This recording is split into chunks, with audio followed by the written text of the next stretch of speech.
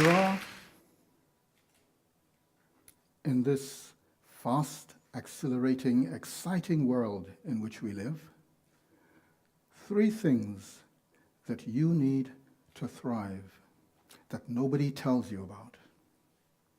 You need to know that you are each far more different from other people biochemically than you realize. You need to know that deceleration is dynamite.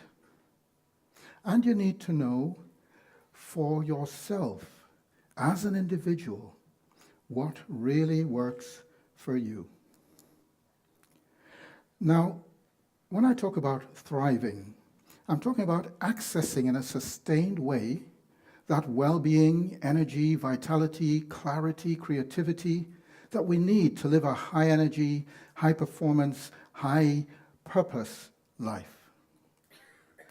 And we all know that to do that, lifestyle is the bedrock of sustained well-being. This is not new. You've known this for a long time. I remember 25 years ago when I first got interested in lifestyle and wellness.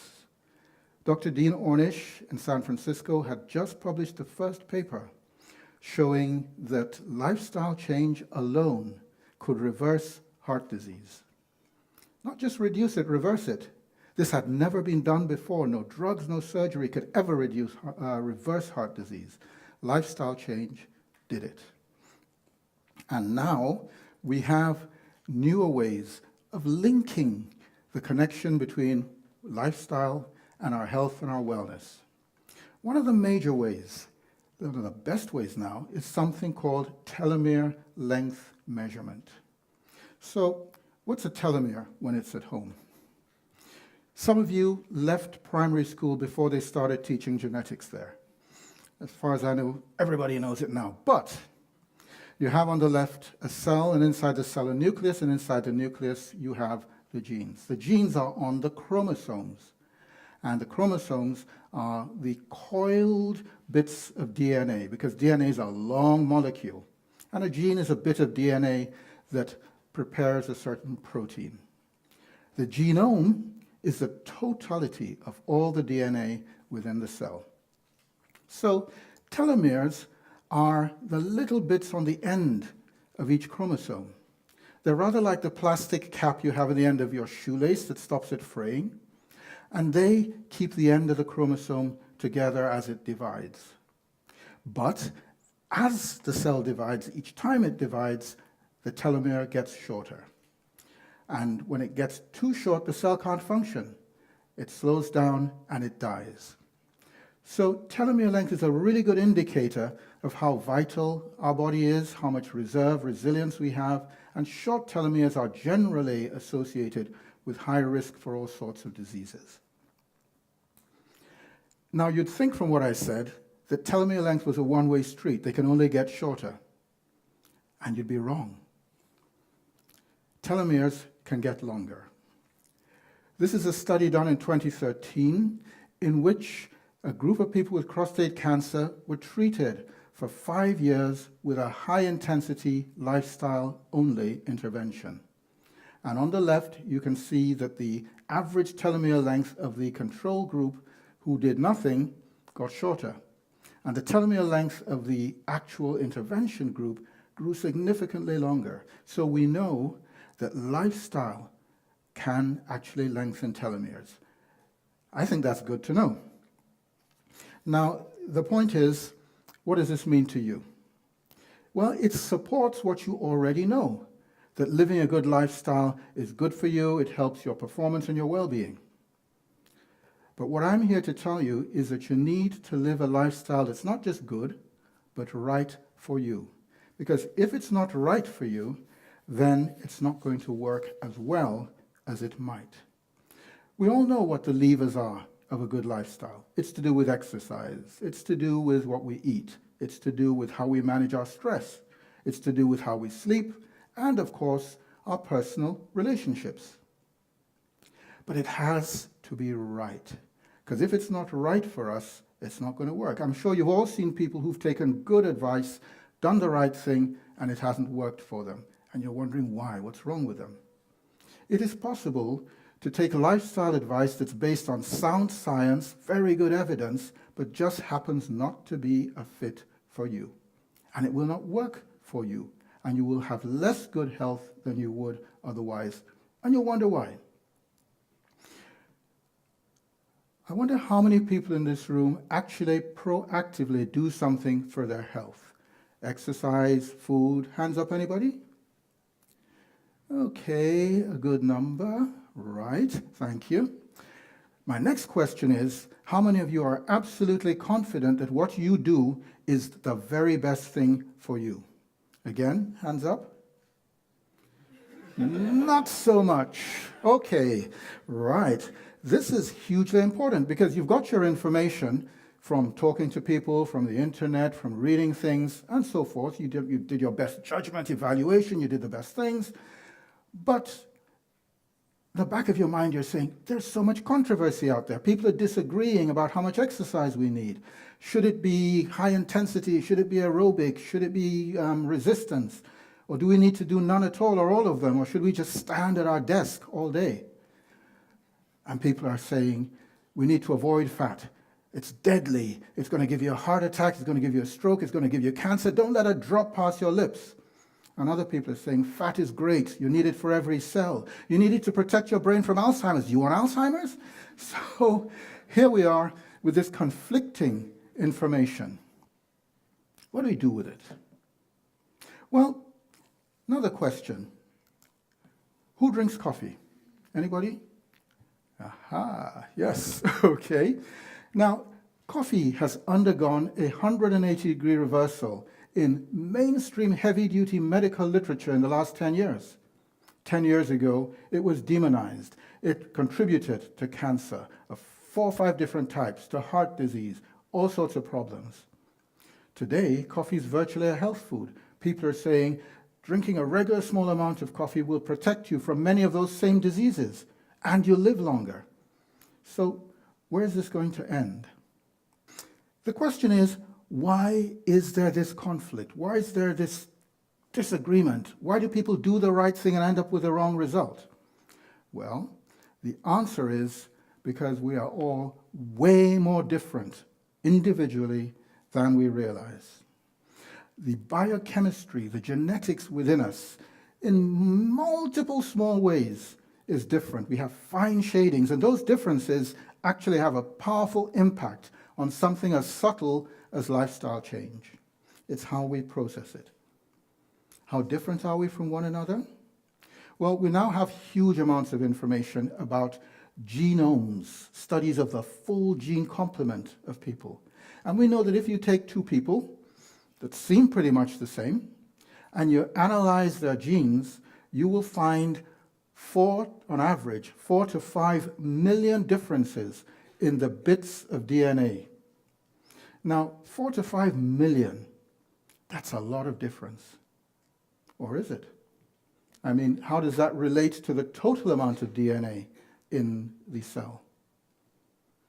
Mathematically, it's not much. 0.001%. You'd hardly notice it. But the human body requires such precision to function properly that that difference has a major impact. So when we measure everything in blood, you can do a test to measure 4,000 things in the blood, everything that's in there, all at once.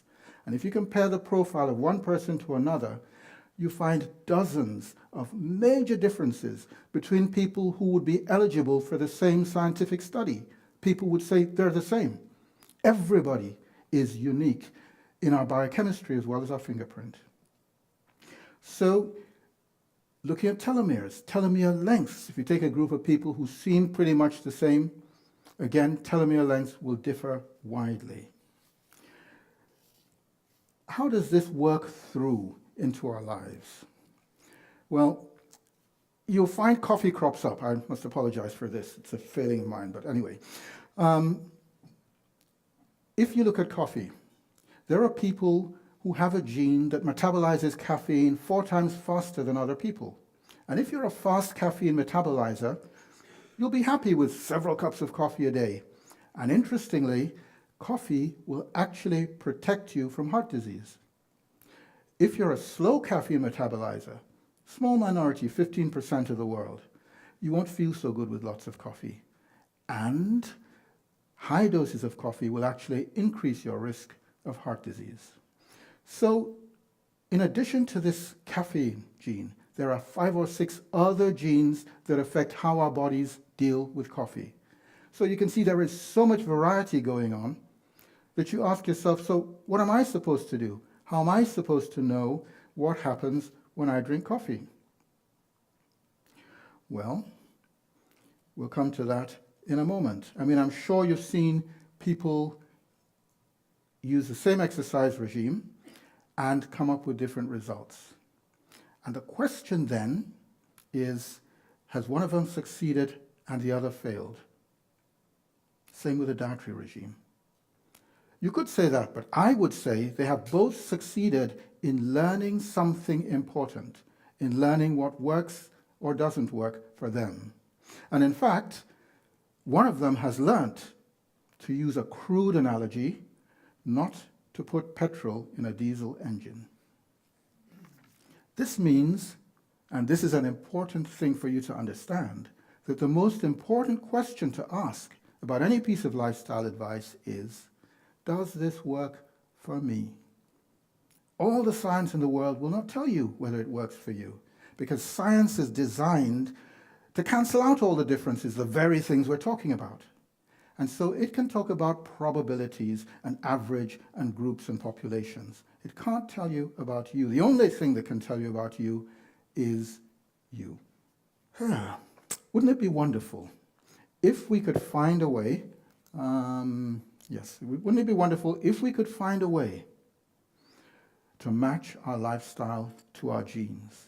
If we could find a way to make lifestyle choices that actually match what brings out the best in our genes, because then we could really thrive. And I'm here to tell you that there's a very simple way to do that. You can all do it.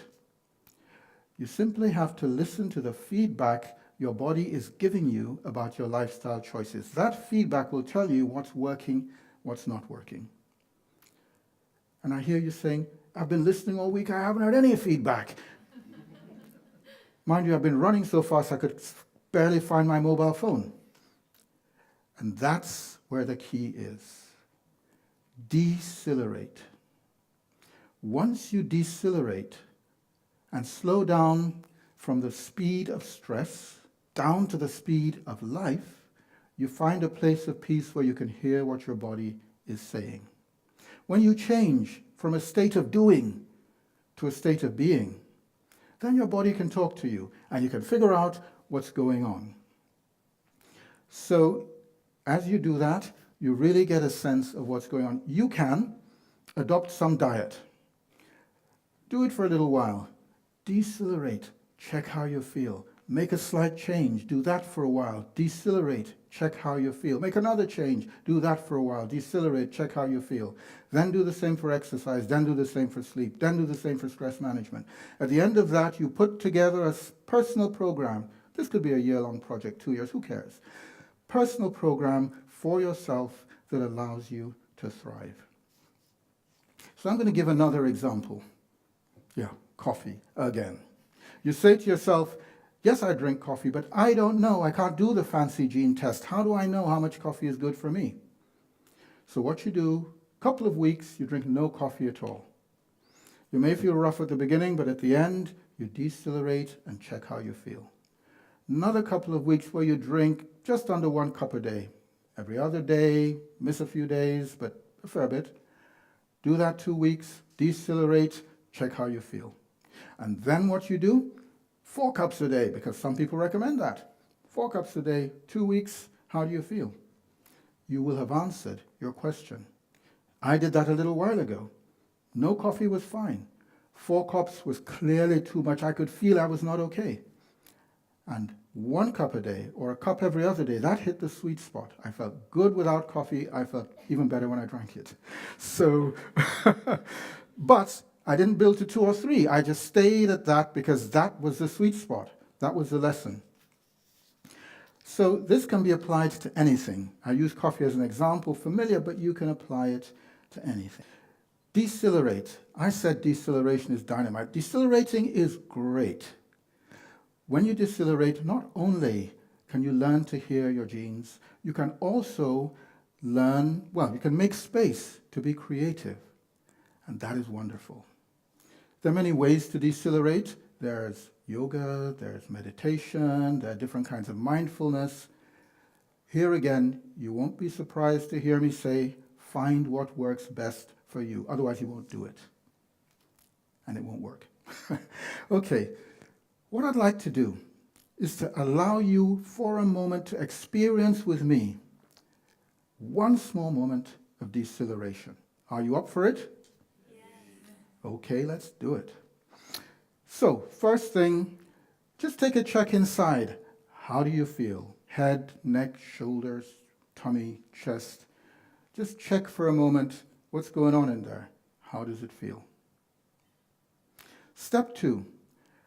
I'd like you to watch your breathing.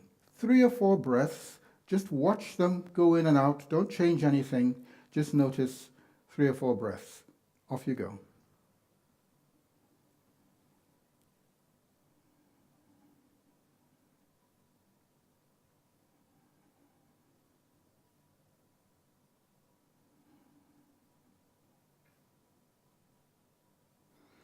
Step 2, please make your breathing a little bit slower, a little bit deeper, and just expand it a little bit.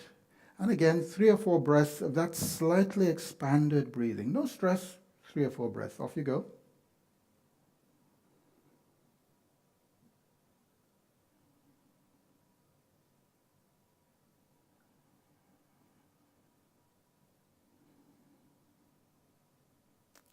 And the third step, just put your hand on your heart for me.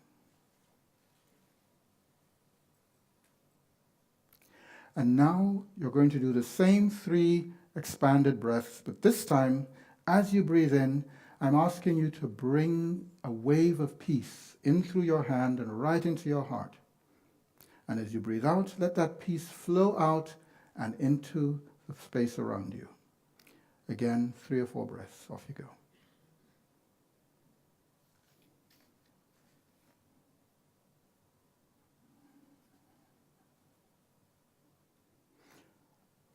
Well done, thank you. Question, did anyone notice a shift? Did anyone notice some deceleration? Lovely. Some did, some didn't. Everybody experienced it differently. By using deceleration in your lifestyle strategies, you are in a position to turn your individuality from a potential problem to a powerful asset. Thank you.